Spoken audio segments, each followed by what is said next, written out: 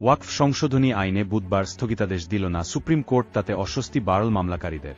এই মামলায় বৃহস্পতিবার দুপুরে ফের শুনানি হবে বলে জানিয়েছে প্রধান বিচারপতি সঞ্জীব খন্নার বেঞ্চ। সেই সঙ্গে ওয়াকফ আইনের প্রতিবাদে আন্দোলনের নামে যেভাবে ব্যাপক হিংসা ছড়িয়েছে পশ্চিমবঙ্গ তথা বিভিন্ন রাজ্যে, তা নিয়ে গভীর উদ্বেগ প্রকাশ করেছেন প্রধান বিচারপতি। বুধবার তিনি বলেন, এটা অত্যন্ত আশঙ্কার বিষয়। বিষয়টি নিয়ে আদালতে শুনানি হচ্ছে, ঠিক তখনই এই ধরনের হিংসার ঘটনা ঘটছে। এটা খুবই উদ্বেগের। এরকম হওয়াটা উচিত নয়। বিষয়টি নিয়ে দ্রুত কোনো সিদ্ধান্ত নিতে হবে। কেন্দ্রের সলিসিটর জেনারেল তুষার মেহতা বলেন, অসাবি তৈরি করে চাপ সৃষ্টি কোনো কৌশল হতে পারে না। আসলে বিক্ষোভকারীরা মনে করছেন তারা এভাবে সরকারকে চাপে রাখতে পারবেন। তখন মুসলিম সংগঠনগুলির তরফে আইনজীবী কপিল সিব্বল বলেন, কে চাপ দিচ্ছে আমরা তা জানি না। তখন প্রধান বিচারপতি বলেন, এই আইনের মধ্যে যে সদর্থক দিকগুলি আছে তাকে তুলে ধরতে হবে। সেই সঙ্গে তিনি জানিয়েছেন, যতদিন পর্যন্ত এই মামলা চলছে ততদিন পর্যন্ত আদালত কর্তৃক ওয়াকফ ঘোষিত সম্পত্তিকে ডিনোটিফাই করা যাবে না। আর তাৎপর্যপূর্ণভাবে এদিন মামলার শুনানিতে প্রধান বিচারপতি পর্যবেক্ষণে বলেন, সরকার নিয়ন্ত্রণ করতেই পারে, আমরা বলতে পারি না যে নিয়ন্ত্রণ করলেই তা অসাংবিধানিক হবে।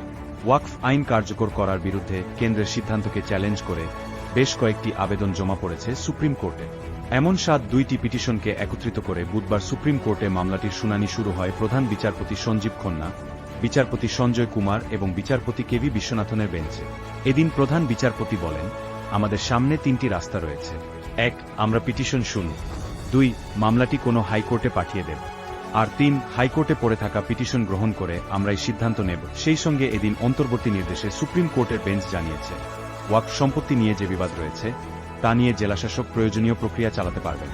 আর আদালত যে সম্পত্তিকে ওয়াকফ বলে ঘোষণা করবে সেটিকে ওয়াকফ নয় বলে ধরা যাবে না। এদিন শুনানিতে ওয়াকফ আইনের পক্ষে সোয়ালে কেন্দ্রের সলিসিটর জেনারেল তুষার মেহতা বলেন, এই বিষয়টি নিয়ে সংসদের যৌথ কমিটি 3-8 বার বৈঠক করেছে। কয়েক বছর ধরে বিভিন্ন এলাকায় ঘুরে লক্ষ লক্ষ স্মারকলিপি পরীক্ষা করে দেখা হয়েছে। এরপরই বিল আনা হয়েছে। সেই বিল সংসদের উভয়কক্ষে পাশ হয়ে আইনে পরিণত হয়েছে।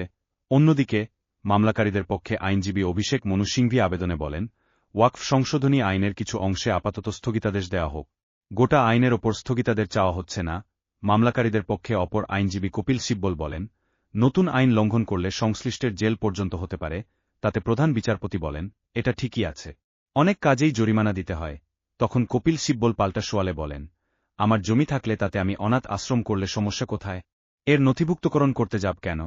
তাতে প্রধান বিচারপতি বলেন, ওয়াকফের সম্পত্তির নথিভুক্তকরণ করলে সুবিধা হবে। প্রধান বিচারপতি আরও বলেন, 1940 সাল থেকে ওয়াকফ বায়ুজার রয়েছে।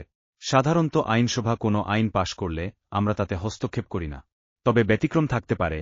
সেই সূত্রে নতুন আইন নিয়ে কেন্দ্রকে নোটিশ দিয়েছে সুপ্রিম